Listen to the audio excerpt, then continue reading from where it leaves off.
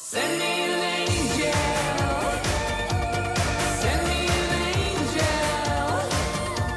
Hi, this is David Sterry from Real Life, and you're listening to Soundfyr, My Life and My Music. MobSquad. CELEB interviews. All right, everyone, welcome back on the MobSquad. Today we have a really old buddy of mine. His name is David Sterry from Real Life. So let's talk about the touring part. Yep. Are there any memorable occasions where you had mishaps or, things went off or, really kick-ass crowds in front of you? Anything that you could tell current upcoming musicians who are really, they want to gig, but based on the current COVID situation, they can't. But I mean, in future, they would want to learn from people like you, who've been around for a while. Well, sometimes you do something that makes you feel like a real idiot, like you fall over on stage and, you get up and you pretend it didn't hurt, even though you're in agony, you've got to keep going. Yeah. In America, we were touring with Eurythmics once, and our keyboard player, Richard, also played the electric violin. Okay. We're playing in these kind of beautiful big theaters in America. Yeah. And one night he walked out with his violin, he comes right up to the front of the stage and he didn't see the white line. And fell into the orchestra pit. God, right into the pit? Yeah, right into the pit. So that was terrible. I've dropped my guitar many times. I've hit myself in the teeth with the microphone. Oh, man. But the show goes on, right, for you? The show goes on. Yeah, you've got to Yeah. and things break down sometimes, and you've got to sort of somehow improvise and make it work out. It was in America. I was touring America last year, and I was on a stage in Oregon, in Jacksonville, Oregon, and it was a beautiful summery evening, and there was a light rain shower. And there was a rainbow, and it was and Real Life was on stage, and I realised that because I was right at the front, I was the only one getting wet. There's this beautiful soft rain falling, and I'm thinking, this is so beautiful. But hey, I've got an electric guitar in my hand, and I've also got a microphone up to my mouth, and I could. But it was so beautiful standing there in the rain, playing, "Send Me an Angel." It was just absolutely fantastic. And out of the corner of my eye, I could see the stage manager going, like, get off. And I'm going, no, I'm staying here, So that was, something like that happens. You have good gigs and bad gigs. You have, I think most people you'll do some gigs where you're really bad because something's gone wrong, or you can't get your head into the right position, or the audience aren't throwing anything back at you. And then there's, you can have many of those. You can have gigs where you go, we were pretty good tonight. And then there's gigs also where it is just, you'll never forget that night in your life. There's about 4 shows that I think of where you go, that was electrifying for everybody involved. And you don't know why it happened, and you can't just automatically recreate that, but you have that marking point in your live performance career, and you go, I want every show to be like that. It's really something between the band and the audience. You're just really on the money with your playing, and the audience is just with you. Those things are great. They're just unforgettable. Yeah, really. That's good. But what advice would you give for new bands? When they go to the road, are there any things that they should take note of? While they need to do their vocals, or prep their instruments or stuff like that. Yeah. What could go? That comes down to whether you're the drummer, the guitar player, the singer, or what. Everyone's got to be pretty much on top of their game and know what they're doing. But also, these days it's a whole different ball game for people now from when bands like Real Life started in the early 80s. It's a different business, and understanding how the business works. We used to make money off selling records. Now I've basically got to give records away to play live, but we get paid more money now than we did back in the day. So it's a whole different ball game. And understanding how the business works, especially understanding publishing. It's the most important thing in music. Yes. Because your publishing lasts until 70 years after you're dead. I don't know it's just in Singapore, but in Australia and America and England, from the day I die for 70 years, publishers have to pay royalties on anything of mine that's played. So that's really good information, actually. Well, you imagine when like David Bowie died or Prince died, they were on the radio, all the time, So it's not a happy thing to say, but you've got to be aware of those things. Publishing is a very valuable thing. You've got to protect that. Yeah, cool. So now let's dive into new stuff that you have created. You've created this new album called Sirens. Tell us more about that. Well, it was an album that I just wanted to do something, and basically that's me. For the first time, it's really me on my own. Like real life is me and whoever's standing behind me. There was no one else contributing to this record. It was made in are the band members still with you, or any? No. Okay. I'm the only one left. Okay. I have one sort of pretty regular keyboard player. Okay. But I have a band in America and a band in Germany and a band in the Philippines. Oh, wow. So they're all good. So Sirens, I grew up on a lot of records like David Bowie's Low and Pink Floyd's Dark Side of the Moon. They were sort of concept records to a certain extent. And I had an idea about sirens, the mythical sirens, the women on the rocks who sang and lured all the sailors to death, the Greek, Homer and the Odyssey, Jason and the Argonauts, all those mythical things. And I wanted to write something about the sirens, and I thought, okay, let's make a new wave. I'm calling it progtronic because progtronic. Okay. Yes. Progtronic. Oh, okay. I get it. Progressive electronic. Okay. Yeah. Cool. Yes. So, and I thought, okay, well, I'm going to make this track that goes for sort of one side of an album, and it's a journey. A loose story to it. Of course, the person ends up shipwrecked on the rocks. But I also had to make the sirens sing. If I'm going to talk about sirens, I had to get some sirens' voices, and I'm going, oh no, what have I done to myself? How am I going to make that happen? Yeah. And strangely enough, there's the part where the sirens sing, and I kind of just had my hands. I've got some opera singer samples, and I just had my hand on the keyboard one day and went, and that's it. It's so easy. It's good. Yeah, that's that hook. Okay. Yes. And I thought, okay, I got the sirens to sing. So I got my little fantasy of making a one-side thing that's one song with 5 parts, and then I wanted to make 5 kick-ass songs on the other side that was sort of generally fun to play. As you mentioned, there's one called Where's God, which is a pretty serious, heavy song. That track is, man, I had a listen. I feel that it's a very when you go on the floor, it's going to be like, whoa, this thing will be really moving the crowd, man. Oh, well, that whole side. I wanted to make songs that, that are going to go down really well live. They're going to be sing-along parts in them.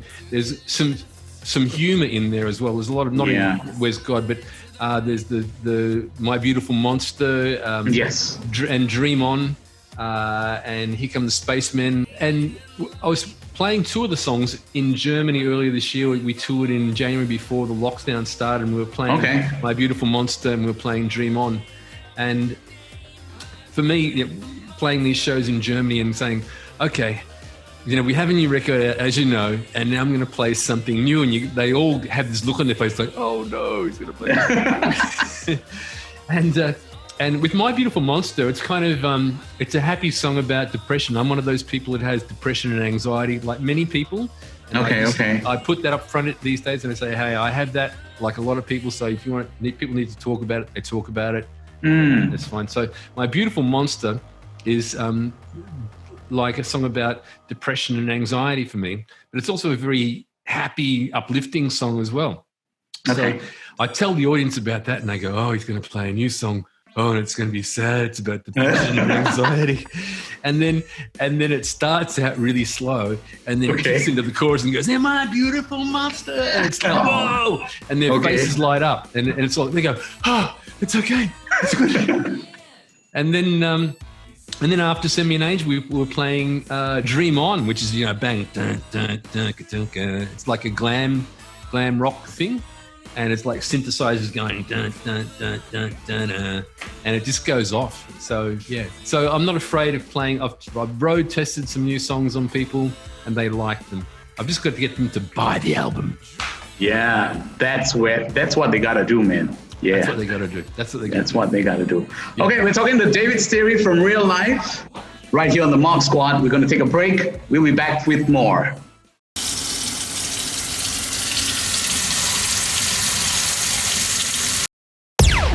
Let's get to it. Bands, musicians, producers. We're inviting you to submit your original music videos, gigs, interviews, and more in 4K or HD formats. Submit your songs too. Turn it up. We accept any language, any genre. Your music videos and songs will be featured on our fresh new Soundfyr signature show called Soundfyr Represents. Soundfyr will promote them on our app, web, and other global platforms for free. How do you send your videos and songs to us? Simple. Dropbox it. Check out the link on our Soundfyr app and web. Let's go. Soundfyr.com. Turn it up. Start sending. You might be featured on Soundfyr Represents soon.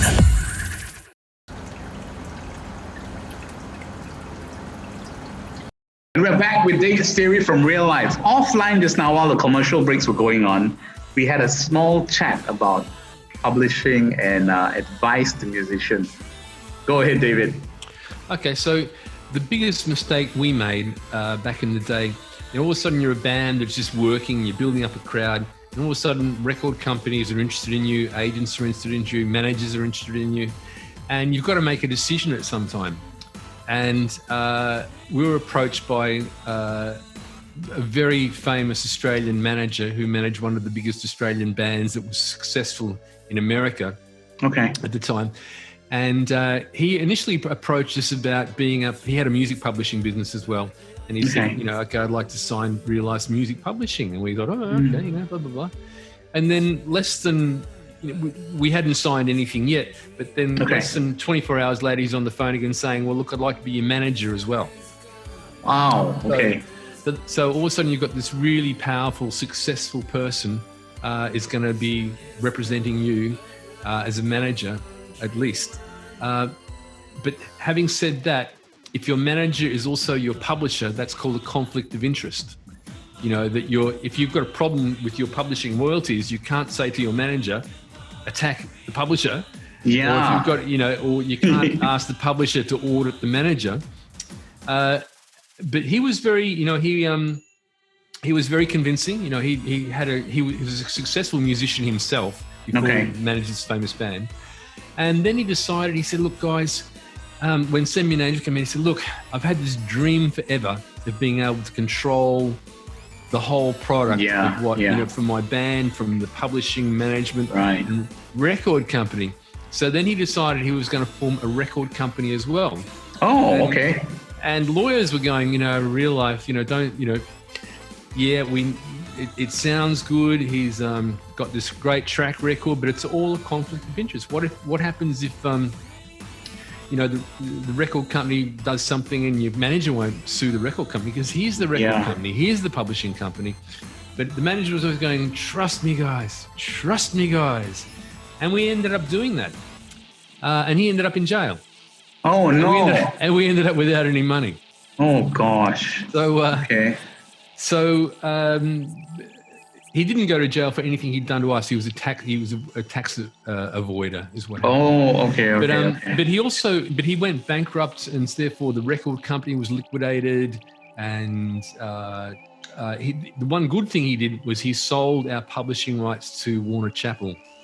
Now, a very big, honourable company. I guarantee I get checks twice a year out of Warner Chappell, and it's all very well detailed and stuff. So, it seemed like an okay idea at the time, and we had to trust him. You had to trust somebody in the end. And one of the other managers was also known as a famous shark in the music business. Yeah, but a very successful. They're all sharks. If you look at the managers, for example, Ozzy Osbourne's wife's father was Don Arden.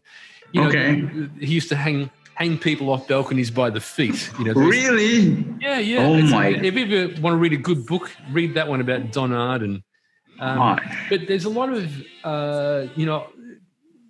not criminals, but gangster behaviour in the music business, or there was. Maybe it's getting better all the time, but there's still always musicians in trouble via recording contracts. And getting out of deals. There's always a manager suing an artist. When the artist had sacked the manager, then the artist becomes very famous, and the manager wants to take some money, and so it's all. You've really got to have a good lawyer who doesn't have a conflict of interest. That means that the lawyer works for you. He doesn't work for the record company when he's finished working with you. He can represent you independently, to look after your interests. But also, like I've said before, learn how the music business works. Learn the laws of publishing. Yeah, that is so true. Be able to understand what a recording contract is. It might seem like it's 18%. But then you have to pay for the packaging and the recording and this and this and this. So you're really getting nothing anyway. So it's designed to be complicated. It's designed to be confusing. That's good words of advice, because all the musicians now, they just jump into it, and at the end of the day, they get screwed. So it's very important for them to go through the legal process, the publishing rights. Yeah, and you look at those shows too, like. Australia's Got Talent or Singapore's Got Talent or The Voice or whatever. You've probably got all those same shows. A lot of the people, their lives are ruined by being on those shows. Correct. The winner usually fades away. We've only had one fabulously successful winner who's a really talented guy. Yep. And other people have got into all sorts of problems with their lives. They've gotten into drugs and alcohol, and because it didn't go the way it was supposed to go. And even the ones that don't win are tied to a contract. They can't just go and sign. If you came second best on the correct. You can't just walk away. And if you win the show, they tell you what to record. You're probably not going to record your own songs. You're going to have to do whatever the record company wants, and you've got very little say in what happens with your career. And this is also a very sad story, because there were some musicians I came across in Thailand. They're signed to major labels, and when they sign to these labels, right, they don't even get gigs. They are just strays. And when you ask them, hey, you signed to a major label, but what's the progress? And they say like zilch. There's nothing going on. Because the labels actually focus on the big ones. Yeah. They don't bother about the upcoming ones. That's true. That's so true. And also, the contracts, if you sign to a major record label or any label really, the contract's for a certain amount of time. Now, the people who signed you, they mightn't be working there in another year. The record companies always, back in Australia, they'd always change. They'd work for BMG and then work for Sony. The turnover is very high. So the people who signed you weren't there anymore, and the people who didn't want you now work for the record company, and you can't do anything about it. It's very difficult. It's very difficult for anyone. I think even harder now. I really, worry for the younger musicians. Go, well, at least I had a bit of time when there were records being sold, and it was a different business. And now it's all. They also have 360-degree contracts where. The record company wants some of your publishing, some of your merchandise, some of your live performance fees. Basically, you're signing your life away to some of them. Absolutely. It's frightening. It's absolutely. And they don't realize it too. Yeah, that's the thing. I remember last year I went to, I did a big American tour, and a lot of it was run by Live Nation. Okay. I don't really like social media very much. Okay. You've got to be part of it, but Live Nation said, look, unless you're on Facebook, you're not on the tour. Really? Yeah, pretty much. That was a requirement?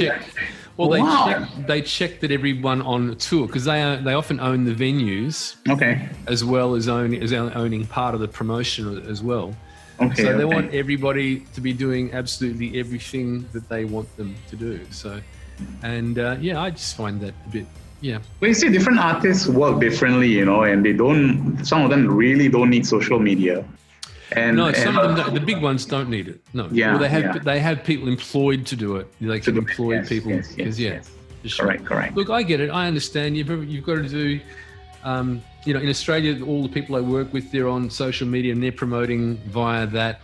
and I go, okay, they're doing that. I should be doing the same thing as well. You know, it doesn't. Yeah, you know, I'm actually a very private person usually. You know, I'm not. I don't go out and pretend to be a rock star or a celebrity or anything. I stay at home by myself. But so you've got to do these things. You've got to put yourself out there, whether you like it or not. Okay, comes to the point of famous last words from David Sterry. Okay, this is rather poignant. One of my favorite guitarists passed away the other day. Oh, okay, I'm sorry. Sorry to hear that. I didn't know him, but Peter Green from Fleetwood Mac. Okay. So, and they had a song called "Oh Well Part 1." Okay. And the first verse is my favorite lyric in forever, and it goes, "I can't help about the shape I'm in. I can't sing, I ain't pretty, and my legs are thin. But don't ask me what I think of you. I might not give the answer that you want me to." And I just love that because I can't sing, I ain't pretty, and my legs are thin. And I just love that. So you said famous last words. So no, famous last words. Great to see you. Great to talk to you, Ladies and gentlemen, that wraps up our interview with one of my best buddies from Australia, Melbourne. Real life. Send me an angel, David Sterry, everyone. Thank you so much for having us. Thank you. Take care, David. Okay, ciao. MobSquad. CELEB interviews.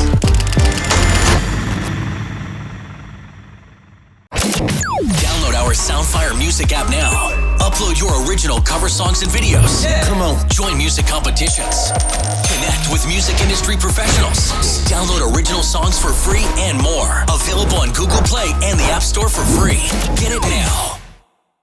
I will definitely let you know, Nick. I was supposed to go back to Germany in September. Okay. With Midjure.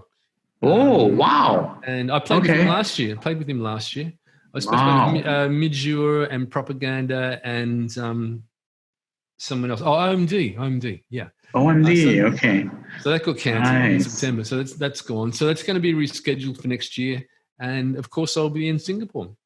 There's a great Italian restaurant. Really? Which one? It's down at Robertson Quay, right downstairs from the hotel that I stay in.